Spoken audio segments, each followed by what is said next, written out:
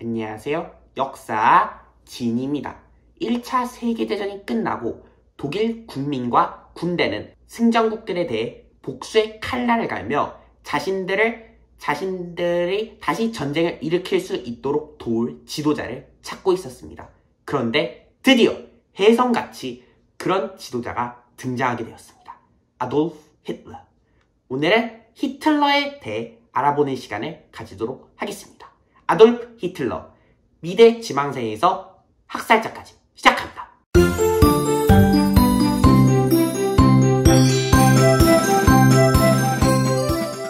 우선 히틀러라는 사람이 어떤 사람인가에 대해서 알아봐야 되겠죠? 여러분, 히틀러는 어떤 사람입니까? 네, 맞아요. 나쁜 놈입니다. 근데 여기서 우리가 하나 짚고 넘어가야 할 사실이 있습니다. 사람이 태어날 때부터 나쁜 사람은 매우 적어요. 대부분은 환경에 의해서 만들어진 나쁜 놈들입니다. 그럼 히틀러는 어느 축에 속하는지 그걸 알아봐야 되겠죠? 그럼 천성적으로 나빴느냐? 즉 학교에서도 막 일진처럼 다니고 막 애들한테 삥 뜯고 담배 피우고 술 마시고 이러는 애였을까요? 아닙니다. 히틀러는 오히려 요즘 말하는 MBTI I의 성격으로 학교를 다녔으며 그림을 그렇게 잘 그렸다고 해요. 물론 아버지가 세무서장이셔서 아버지는 세무공무원을 아들이 가기를 원했지만 히틀러는 화가가 되길 원했죠. 뭐 이런 진로 갈등은, 부모와의 진로 갈등은 현재 대한민국에서도 보이는 흔한 현상이니까 뭐 그렇게 나쁠 거로 볼 수는 없어요. 근데 문제는 히틀러가 중학교만 졸업한 중졸이었어요. 그 이후 화가가 되겠다는 부푼 꿈을 안고 빈 예술학교에 진학하기 위해 원서를 내고 면접을 보는데 면접관들의 대답이 이거였습니다. 아돌프 히틀러 씨, 이 그림이면은 미대보다는 건축을 지원하지. 근데 문제는 건축은 고졸만 지원이 가능했습니다. 히틀러는 어떻게 됐을까요? 뭐 뻔하죠. 노숙해야죠. 그러던 와중에 1차 세계대전이 터지고 히틀러는 자신이 속해 있던 오스트리아 헝가리 제국 군대에 징집되어 신체 검사를 받았으나 군 면제를 당했습니다.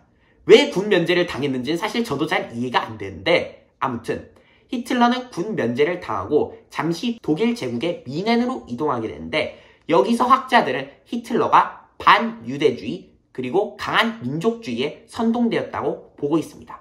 그리고 그 반유대주의와 민족주의에 감명받은 히틀러는 독일 제국 바이에른 왕국군에 자진 입대하게 되고 여기서 완벽한 군인으로 성장하게 됩니다.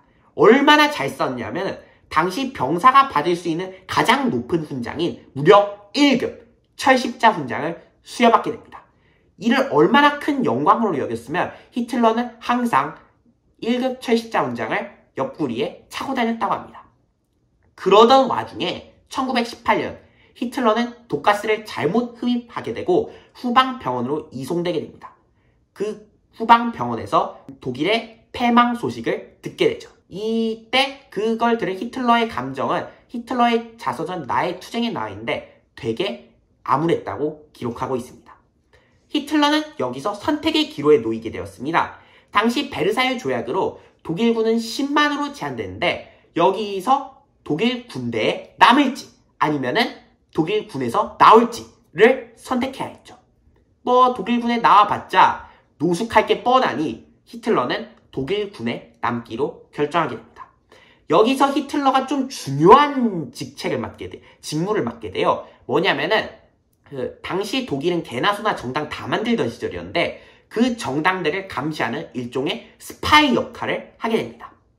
그러던 어느 날 히틀러는 어느 때와 다름없이 스파이 활동을 하러 어느 당의 집회가 열리는 한 맥주홀로 가게 되는데 여기서 히틀러가 그 당에 입당하게 됩니다. 근데 그 당에 왜 입당했는지는 설이 분분해요. 어떤 사람은 그 당의 당수였던 안톤 드렉슬러의 반유대주의, 민족주의에 감명받아 들어갔다고 하는 사람도 있고 또 다른 견해는 그 당의 당원과 히틀러가 100분 토론을 하다 그 당의 당수였던 안톤 드렉슬러가 야, 쟤 있으면 우리 당 대박 나겠는데? 하고 히틀러를 스카우트했다 라는 설도 있습니다. 아무튼 히틀러는 그 당에 입당하게 되는데 그 당이 어디냐?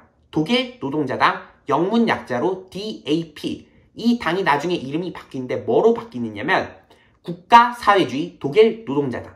영문 약자로는 NADAP, 줄여서 나치, 즉 나치당입니다. 히틀러는 나치당에 입당하게 되고 어느 날 또 우연치 않게 본인이 연설할 수 있는 기회를 얻게 돼요. 그래서 본인은 뭐 어버버하고 되게 긴장한 상태로 연설한 줄 알았는데 사람들의 반응은 야, 쟤 뭐냐, 야, 연설 미쳤다! 이런 거였습니다. 히틀러는 이런 대박 연설 히트를 친 상태를 보고 야, 나 그림만 잘 그린 줄 알았는데 이것도 잘하네? 본인의 새로운 재능을 발견하게 됩니다. 그러면서 히틀러는 단숨에 나치당의 선전 책임자, 선전부장 자리에 오르게 되죠. 선전부장이 된 히틀러는 당을 상징하는 깃발을 만들기로 했는데 그 깃발이 뭐냐? 그 유명한 하켄크로이츠입니다. 이 하켄크로이츠를 잘 보시면 하얀색 원 안에 무슨 뭐 불교 문양 같이 생긴 게 있잖아요. 이게 나치 만자라고도 하는데 이게 산스크리트어, 인도어로 좋다는 긍정형입니다. 그리고 인디언 쪽에서도 긍정적인 문양으로 나타나기도 해요. 즉, 누가 쓰느냐에 따라 그 의미가 180도 달라질 수 있었다는 겁니다. 아무튼 히틀러는 나치당의 당기를 만들고 나치당의 인기를 최대치로 끌어올린 데 큰 역할을 하게 됩니다. 그러던 와중에 히틀러는 잠시 나치당 비관련 문제로 나치당 본부가 있던 뮌헨을 떠나 베를린으로 향하게 되는데 히틀러가 갑자기 깜짝 놀랄 소식을 듣게 됩니다. 나치당과 다른 당이 합당하려는 움직임을 보이고 있다. 이에 분노한 히틀러는 아니 진짜 뭐하는 짓입니까? 여기서 우리 나치당이 저 당과 합당하면은 우리 당이고 뭐고 정체성이고 뭐고 다 없어집니다. 그럴 바에 전 차라리 탈당하겠습니다. 하고 탈당을 선언하게 됩니다. 이에 놀란 나치당의 당수 안톤 드렉슬러는 히틀러씨 나치당 탈당 취소할게. 원하는 게 뭐야? 도대체 원하는 게 뭐야? 다 해줄게. 제발 좀 돌아줘. 이런데 히틀러의 대답은 이거였습니다. 전 그러면은 당 대표직하고 당 대표한테 나치당의 독재적인 권한을 줄 수 있는 권리를 주십시오. 뭐 히틀러가 없으면 나치당은 망한 건데 줘야죠. 그렇게 히틀러는 나치당 당대표가 되고 당의 권력을 손아귀에 넣게 됩니다. 근데 사실 히틀러는 아무리 독재적인 권력을 얻었다고 해도 그렇게 막 당원들한테 압력을 그렇게 가하면서 뭘 진행시키려 하진 않았다고 해요. 그가 그 독재적인 권력을 이용하여 만든 건 딱 하나였습니다. 나치스 돌격대, 독일어로 스트롬 압다이눔, 줄여서 SA입니다. SA는 나치당의 정치 깡패였습니다. 뭐 하는지 자세히 알려드릴게요. 첫 번째, 길거리 돌아다니는 유대인 때려잡기. 두 번째, 나치당의 당기 불법적으로 개항하기. 세 번째, 나치당 전단지 불법적으로 살포하기. 그냥 정치 깡패예요. 이 나치스 돌격대 때문에 히틀러가 몇 번 심지어 감옥까지 간 적도 있는데 그렇게 큰 타격은 아니었다고 합니다.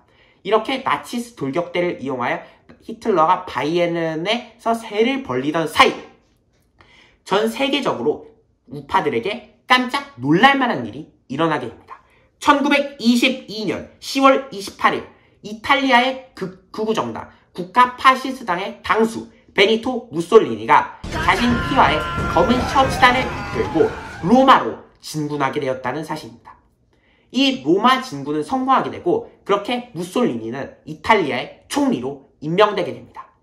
우파 진영에서는 이 로마 진군을 보고 우리도 이제 뭐 해야 되는 거 아니냐. 이탈리아 애들 봐라. 지금 이탈리아 우파 쪽은 지금 난리 났다. 근데 우리 독일같이 지금 불안한 나라에서 뭐라도 우리 우파들이 해야 되는 거 아니냐. 라는 분위기가 일어났고 좌파 쪽에선 실제로 몇 차례 폭동이 일어났다고 합니다. 근데 이게 좌파 우파의 문제만이 또 아니었어요. 정부를 지켜야 했던 경찰, 군대마저도 이런 생각을 똑같이 하게 됩니다. 당시 바이에른 주둔군 독일군 사령관이었던 로소프 장군과 바이에른 경찰청장 자이서는 당시 바이에른 국가판무관이라고 하면은 일종의 주지사 같은 거예요. 국가판무관 카르 장군한테 우리 이거 바이에른의 우리 군대와 경찰이 바이마르 공화국 정부를 뒤집읍시다 라는 주장을 벌이게 되고, 자이서 청장은 당시 독일 국가방위군 총사령관이었던 한스 폰 젝트 장군을 찾아가게 됩니다. 말세야 말세. 자이서 청장, 요새 세상 돌아가는 꼬라지가 왜 이 모양인가? 그러게 말입니다. 좌파는 폭동을 일으키지 않나 우파는 무솔리니처럼 뭔가 일을 벌이려는 분위기입니다. 정부가 국가 비상사태를 선언하면 뭐해? 정작 이 사태를 무마시켜야 할 정치인이란 놈들을 서로 쌈박질들이나 하고 있으니 의원.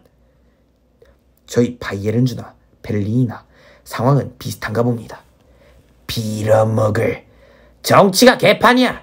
이러니 나라든 경제든 제대로 돌아가? 그래서 말인데 장군님, 감히 제가 부탁 하나 드려도 되겠습니까? 부탁? 저와 바이에른주 국가판무관 가르 장군, 바이에른 주둔군 사령관 로소프 장군이 혁명을 일으켜 새 정부를 꾸려보려고 합니다. 혁명! 장군님께서 저희와 함께해 주십시오. 자이서 청장, 네 장군님. 난 독일 제국의 마지막 참모 총장으로 독일 제국의 몰락을 이 두 눈으로 똑똑히 지켜봤네. 아무리 위대한 카이저여도 국민들의 지지를 얻지 못하면 왕좌에서 끌어내려지는 법이지. 만에 하나 자네들의 쿠데타가 성공한다 해도 국민들의 지지까지 얻을 수 있을까? 지금 바이마르 공화국 정부가 아무리 한심한다 한들 국민들의 손에 의해 합법적으로 선출된 정부야. 그걸 자네들이 쿠데타로 무너뜨린다고? 하지만 장군님, 자이서 청장, 자네 부탁에 대한 나의 대답은 나이! 안 돼! 오늘 대화는 없던 걸로 하지. 하지만 다시 한번 내 앞에서 쿠데타를 언급할 시에는 그 즉시 정치경찰에 고발하겠네. 알아들었나? 네 장군님, 명심하겠습니다.